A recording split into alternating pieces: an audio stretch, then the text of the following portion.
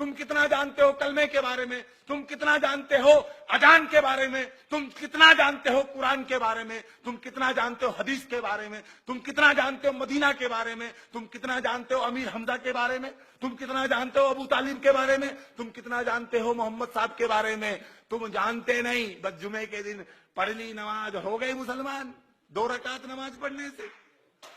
तुमसे ज्यादा इस्लाम हमको प्यारा, तुमसे ज्यादा नबी हमको प्यारे, तुमसे ज्यादा हुसैन हमको प्यारे।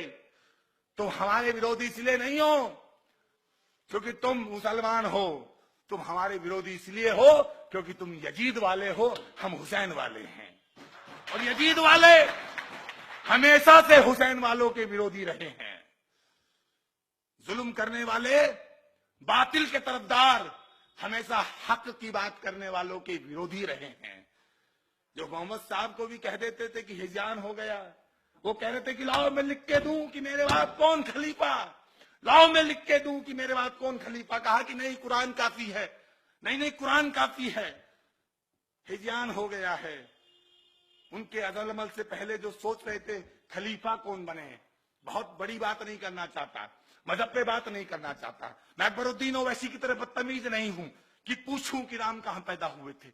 मैं अकबरुद्दीन ओवैसी की तरह जाहिल नहीं हूं कि कहूं कि ऐसे ऐसे मनहूस नामों को, क्योंकि मैं जानता हूं कि वो जो नाम अकबरुद्दीन ओवैसी नहीं लेना चाहता वो मनहूस नहीं मुबारक नाम है।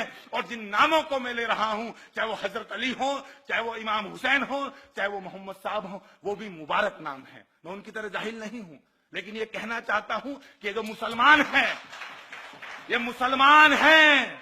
और मुसलमानी होना और इस्लामी होना 2 अलग अलग बातें हैं। जैसे पाकिस्तान मुसलमानी देश है, लेकिन ईरान इस्लामी देश है। पूरी दुनिया का एक आतंकवादी ईरान का है क्या? पूरी दुनिया का कोई आतंकवादी संगठन ईरान का है क्या?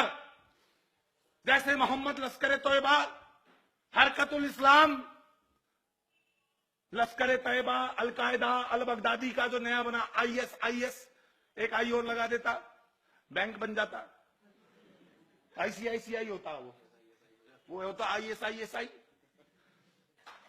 तो ये संगठन क्या ईरान के हैं? क्योंकि ईरान जो देश है वो इस्लाम के अनुसार चलता है, और बाकी जो है सब ये सिर्फ मुसलमानी है। सिर पे टोपी रखी, सुन्नती खत रखा, 2 इंच पजामा ऊपर, और कहने लगे कि हम मुसलमान, हम मुसलमान।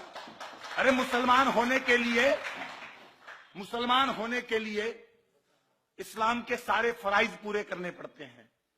रसूल अल्लाह को जब अज़ियतें दी गई और उनको मक्का से मदीना हिजरत करनी पड़ी, तो उनके उस रास्ते के सफर को देखो, अमल को देखो।